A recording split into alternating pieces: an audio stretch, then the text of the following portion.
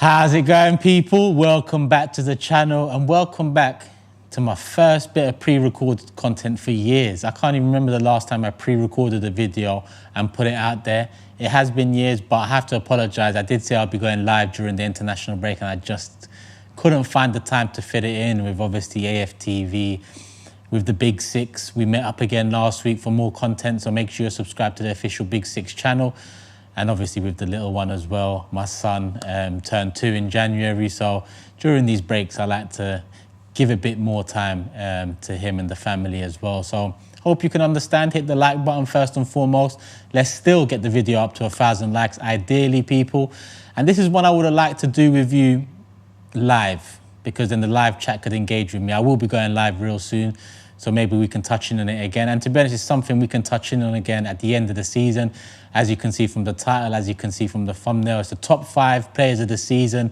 You might be asking me why I'm doing it now with 10 games to go, because I think there's enough there to measure the performances, measure how good the players have been heading into this crucial run. 10 games to go. But before we get into it, as you can see, this video is sponsored. Big up Factor, the sponsors. Yes, people, let's take a little break to big up the sponsors, and this one's for my people in the US. If you don't know about Factor, then get to know. Factor provide fresh, ready-made meals delivered to your doorstep. And by fresh, I mean fresh, never frozen, and designed by dietitians to ensure every meal is packed with premium, science-backed nutritional quality. No more meal prep, no more dishes, no more unhealthy fast food. Factor offers the most convenient way to eat well whilst eating right. The menus are updated weekly, or you can let Factor craft your order based on your taste. It's convenient and it offers flexibility. There's something for everyone, people. Use the link in my description or use the code FACTOR SE32690 for 50% off your first box. And we're back, people. Obviously, big up Factor. There's a link in my description below. There's also the code there. It'll be there throughout the video as well. 50% off your first box, your first order. So make sure you use the code and show them some love, and they'll know you're coming through me. And just remember, that's for my people in the US only. Factor's only available in the US at this moment in time, but it is what it is, people. Make use of it if you are from the US. If you're not, let's keep it moving. Let's keep it moving. And as I was saying, I would have preferred to do this video live, but it is what it is. I will get your opinions on it at the end of the season. I'll redo this live and we'll get your thoughts. And it's a very difficult list to formulate. I think number 1 goes without saying. I'm going to work my way down from 5th to 1st, but number 1 goes without saying. I think number 1 tends to be number 1 for the majority of Arsenal fans, 90+% upwards. But it's a difficult list because a few names missed out on the top 5. It could be a top 10, if I'm honest with you. It could be a top 11, the way the first team's been going in the Premier League. But it is a top 5, and I've had to whittle it down. I'm going to do the honourable mentions at the end, and I'm going to start with number 5. And number 5 was a very tricky one because I had 2 players in mind. It was between Zinchenko and the man that I've put 5th, Martinelli. Now, we'll touch on Zinchenko later on in the honourable mention. But with Martinelli, I just feel like at times his progress is going under the radar. At times, I don't think he gets the credit he deserves. Probably reason being because Saka's been so good on the other side. But they've been equally as important for us this season, in my honest opinion. They've been equally as important. Martinelli's our top goal scorer. He's managed to add that end product into his game, and since he's come here, hit the ground running, he's been developing at a similar pace to Saka has been on the other side. With Martinelli, you look at, the goals he scored and any setbacks he's had, and there's one setback in particular where it looked like, his form was headed downhill post-World Cup. Jesus being a big miss for him, considering how well him and Jesus worked together initially in the first half of the season. But he picked it back up again. He was dropped for 1 game. He came off the bench in that game, got a goal, and he hasn't looked back since. It's been 6 in 6 for Martinelli heading into this international break. And they've all been a massive contribution to where we are now. He's picked it up again. Obviously, he favours a modern false 9 attacker than maybe an out-and-out in Eddie Nketiah. Big up Eddie, by the way. He stepped up and scored some goals for us in January in Jesus' absence. But since Trossard came into that false nine position, you can see the Martinelli of old, and I say of old, of the beginning of the season, return again and being a big threat in the opposition box. Probably our biggest, considering he's our top goal scorer and considering he is the #1 player in the Premier League whose dribbles have resulted in him entering the opposition box. He is our key threat. He is our biggest threat for opposition. And I wanted to include him in here because I've been talking to a lot of people over the last few weeks about top 3 players, top 5 players, and Martinelli doesn't tend to make the list, and that's mad considering he's our top scorer. That's mad considering he's also a very young player that's kicked on massively in the last few years. Obviously, his international career is yet to begin, in a sense. He got called up for the World Cup. He played some minutes. On the flip side, you have Saka, who's become an integral part of the England setup already. And maybe that's the difference between them. But if we're talking Premier League, I think Martinelli's name has to be mentioned amongst the top players. But like I said at the beginning, this could be a top 5, a top 10, or a top 11 video because everyone deserves a mention, if I'm honest. So Martinelli for me is in 5th place. Let me know if you agree. Let me know if you disagree. And I move on to 4th now. And in 4th, I've got Martin Odegaard. And as I say it feels harsh. Because like I said, I've been talking to many fans and many fans put him in the top 3. Some put him first. And I understand why. Odegaard has become an integral cog in the Arsenal machine that Arteta's created. His creativity goes without saying. That's something we all knew he had. That's something we all heard about in regards to Martin Odegaard from young when he initially signed for Real Madrid. And it's something we've seen over the years. But something that has come in that has freshened things up for me as an Arsenal fan is the leadership he possesses at such a young age, the willingness to work hard, lead the press. When Jesus initially got injured, I thought our pressing from the front wouldn't be as efficient as it was with Jesus. But the numbers don't lie, and the numbers tell you that post-World Cup, our pressing has led to more final third regains than the first 14 games of the season. Our pressing has got better. We've become more efficient at it. Now, there's fine lines because our pressing was quality in the first 14 games too. And this is in no way a dig at Jesus because we are a better team with Jesus in it.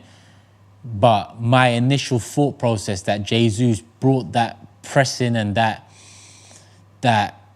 mentality from the front has somewhat been thrown in the air considering post-World Cup, with Jesus injured, the numbers look better. And that's heavily down to Odegaard. Listen, the whole team work hard. There's a new culture at the club. It's coming over the last couple seasons. I know this season, you know, a lot of people tend to say it went bang this season, and I'd agree with that.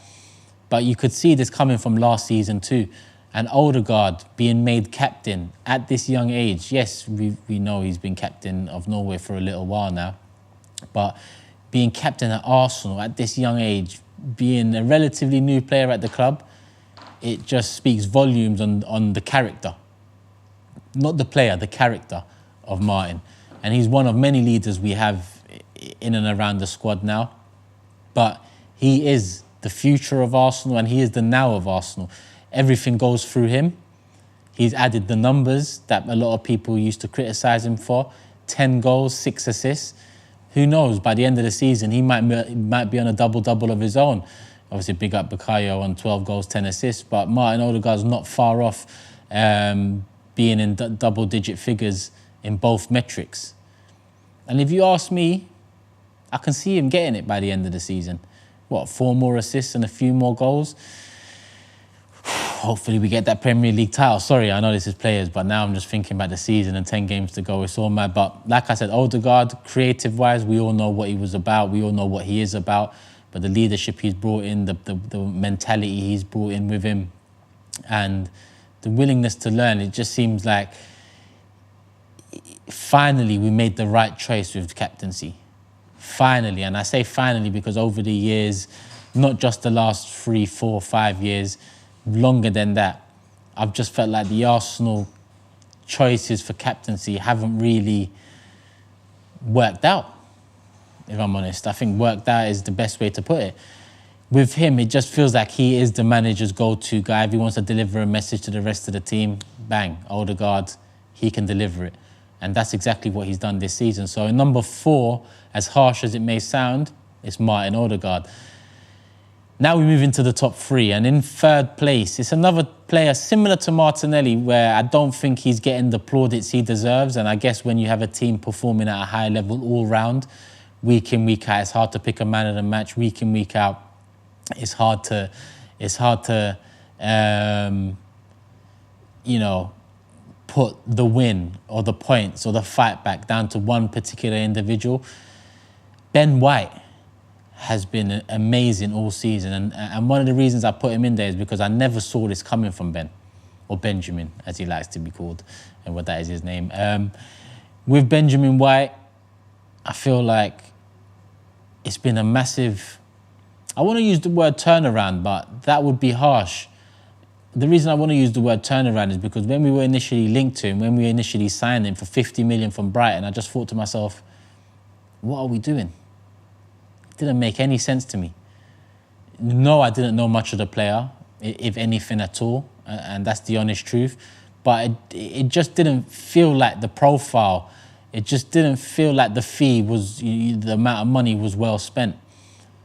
But a couple of years down the line, I mean, his first season at centre-back with Gabriel, I think he done quite well. You know, I think he definitely improved the side in that area. But this season, having played right-back for the whole season, there ain't many games I look at and rate Ben White under a 6-7 at the very least. And that's saying something. It's not his natural position. And it's not the position he initially signed up for, I guess, considering he was played centre-back an awful lot last year. But with Saliba's arrival in the summer, that posed some questions for Arteta that Arteta's answered, and answered well when you look at where we are in the league. The connection Ben White has with Saka down that right-hand side, underlap, overlap, support defensively, support offensively, it's just been perfect. It has just been perfect. And over the years, people tended to look on our left-hand side, you know, when Oba used to start there, and say a lot of our threat is heavily orientated down the left-hand side, which could be easy for the opposition to manage in games. And at times it was. You know, you look at some of the finishes we had to seasons and, you know, where we were placed. It wasn't the best of times, to say the least, but as much as Saka's kicked on one side, as much as Martinelli has kicked on the other side, now we have fullbacks that we can believe in, that we trust, that we know is going to, number one, give their all. Giving your all has nothing to do with quality, and Ben White gives his all. Number two, he adds quality from that position too. He's got a decent passing range, and like I said, he's smart on when to support Saka down the right or when to hold back. And, you know, I think the biggest praise I can give Ben White is he's locked up pretty much every winger he's come against this season. Like I said, I can't think of a game he's been in any less than a 6-7 at least. And 6-7 is above average. At least.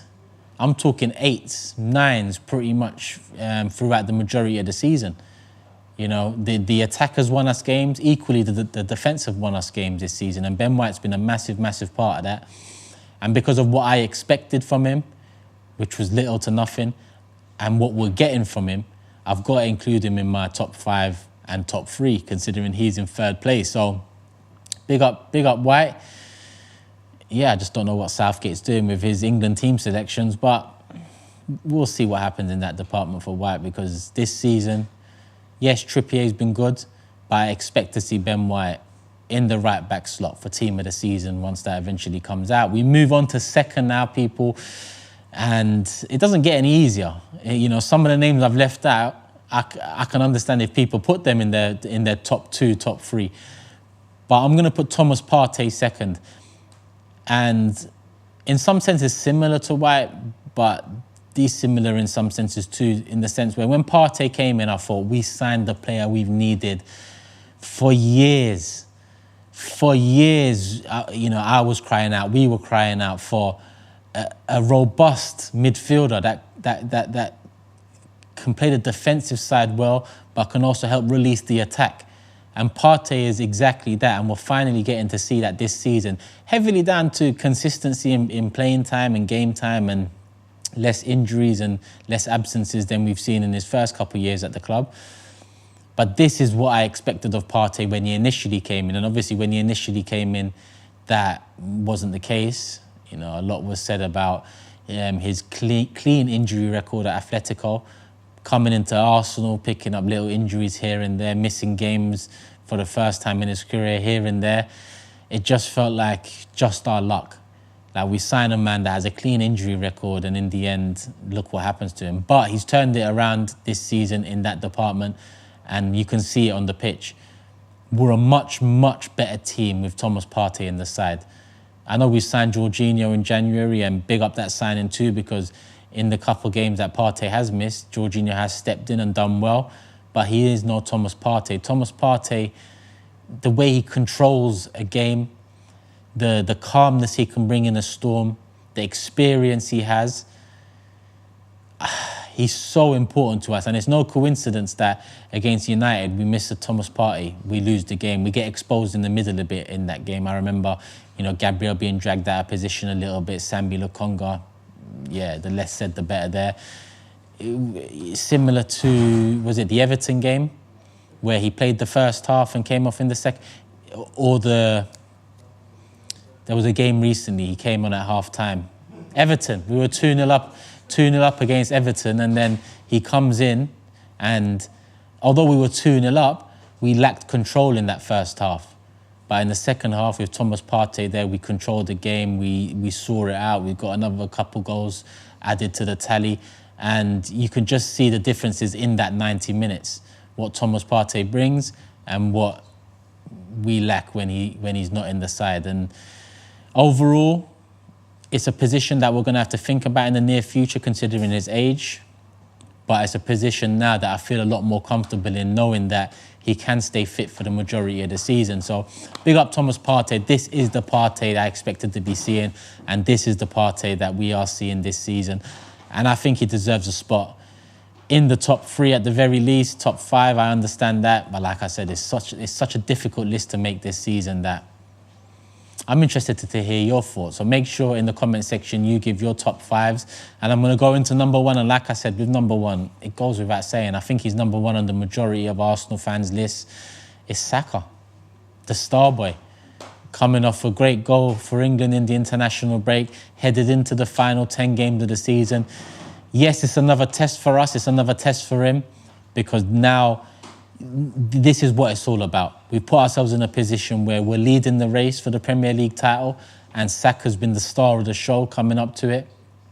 I truly believe that he can take us over the line as well, and I just hope he does, and I hope we do. But with Saka, the progress and development has been so fast-paced that when I take a step back and I look at the last 2-3 years, I look at his entry point, I look at the positions he was initially picked for and how he just got his head down, worked and made it his own.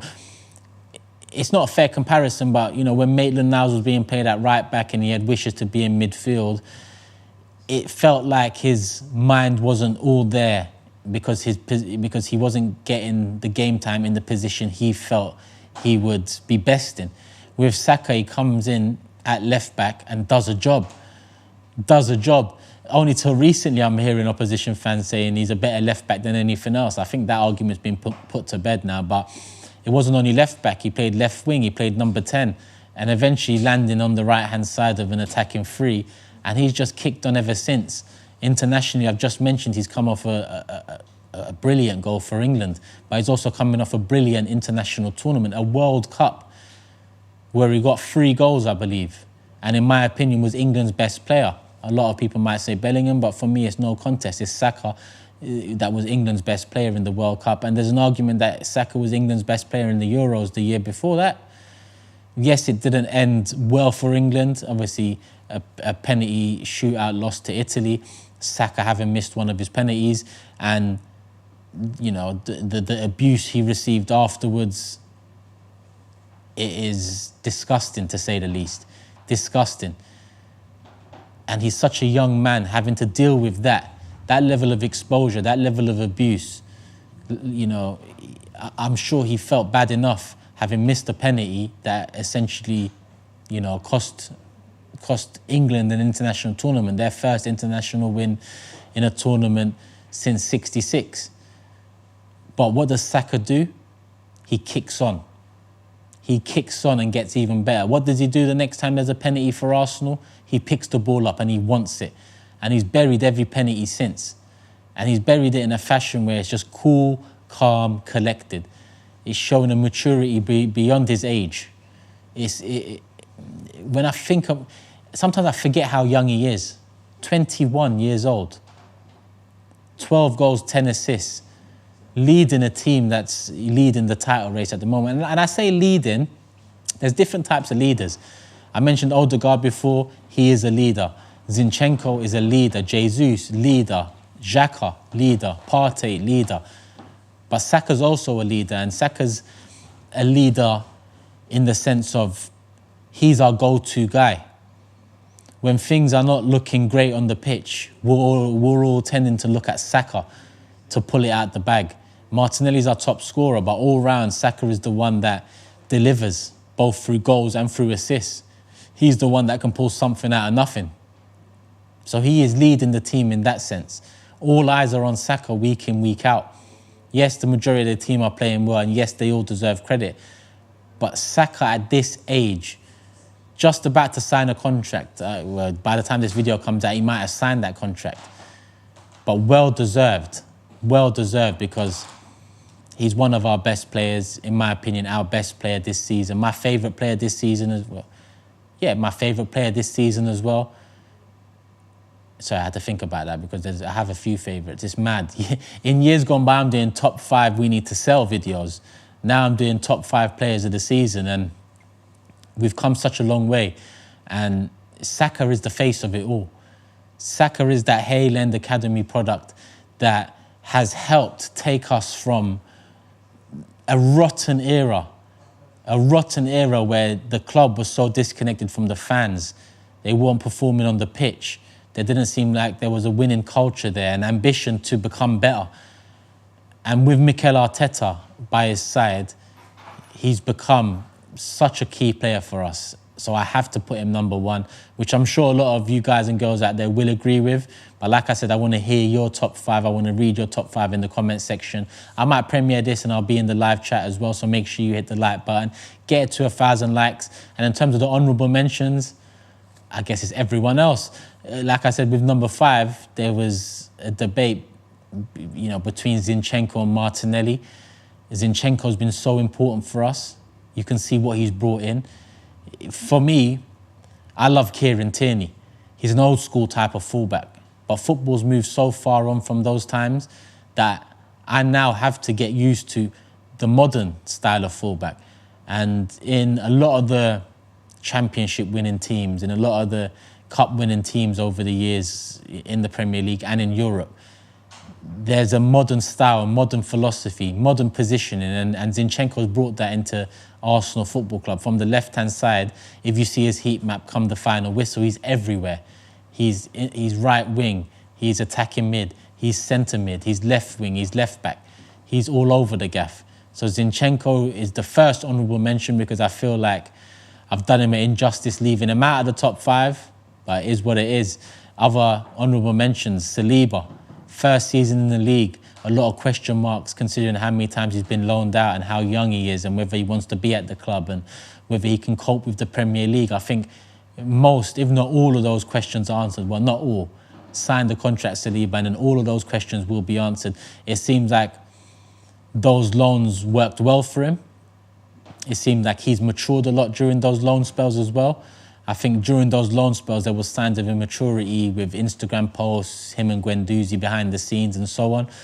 But this season, through performances on the pitch, through comments off the pitch, and through how happy he seems to be. When we score a goal, Saliba's just one of the players that sometimes he's not focused on the goal scorer. He just wants to connect right with the fans. He's more often than not the first one to the fans celebrating a goal. It means so much to him. He is another young star we have. Saka, Martinelli and Saliba are the future of this club. So honourable mention to him and his partner Gabriel as well. Started the season a bit shaky, few mistakes here and there. But sitting here now with 10 games to go, he has been our centre-back of the season. And it's funny me saying that because I wouldn't have thought that heading into the World Cup with how good Saliba hit the ground running. But Gabriel, post-World Cup especially, has eliminated the mistakes. He's led by example. He's led from the back. He's got a good passing range from the back as well. And he's a key part of Arteta's philosophy as well. When Zinchenko slots into all these other positions, Gabriel has, doubled the workload in a sense. He needs to double his attention span. And he's done that so well, which is so key to how we play. Ramsdale can be another honourable mention. A lot of key saves at key times. Just recently, I remember the Bournemouth one at 1-0, another Bournemouth one at 2-1. If Bournemouth get that goal to make it a 2-goal lead at those times, maybe the game pans out differently. In the end, we go win the game. Aston Villa at 2-2. There was a shot one-on-one which he pushed onto the crossbar. We end up winning that game 4-2. And that was the start of our new run of 6 wins in 6. That was coming just after a blip where we dropped points against Brentford, Everton, and then the big one against Man City that saw us drop off the top of the table for the first time this season on goal difference. And Ramsdale's been key to not only our success defensively this season, but also our success offensively. With the ball at his feet, yes, people will be saying a couple shaky moments, and there has been a couple shaky moments. But all in all, Ramsdale's been a massive upgrade on what we've seen in the Emirates era, in my opinion, and similar to Zinchenko. An example of modern-day football and the requirements of certain positions changing over the last 20 years. So big up Ramsdale. Again, similar to Ben White, I had a lot of doubts about him coming in, but he came in and done his thing. And I want to end with the last honourable mention, and that's Granit Xhaka. And the reason I've left him last is because there's probably a lot of people out there saying, you see, Turkish going to leave out Xhaka, he's got an agenda. I've never had an agenda against any of the players. My only agenda is play well for Arsenal Football Club. Show it means something to you. Show that you want to win. Show that you want to challenge. And over the years, I just didn't think we had the personnel that breeded that culture.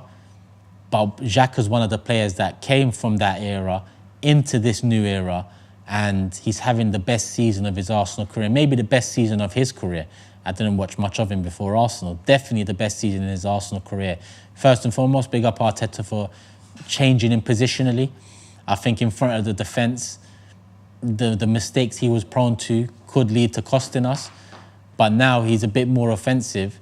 He's added something to his game. He's added something to our game. He's got some output this season as well. I think he's got 5 goals, 4 or 5 assists, if I'm not mistaken. Which, listen, when you compare it to seasons gone past, you'd never associate Granit Xhaka to being productive in the final third.